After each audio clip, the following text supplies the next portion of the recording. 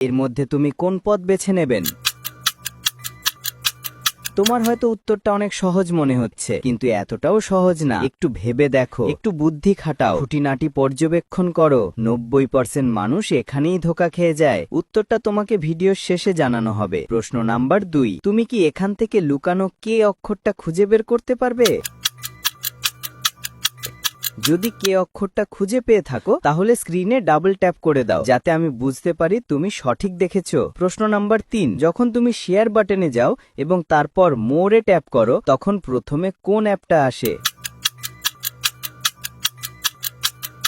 আমার মনে হয় ওটা হোয়াটসঅ্যাপ অ্যাপ। তুমি কি জানো, তুমি যদি আমাকে ফলো করো তাহলে আমি নাচতে শুরু করি? 4 নাম্বার প্রশ্ন, এবার কমেন্ট অপশনে যাও। এখান থেকে তোমার পছন্দের একটা ইমোজি বেছে নাও।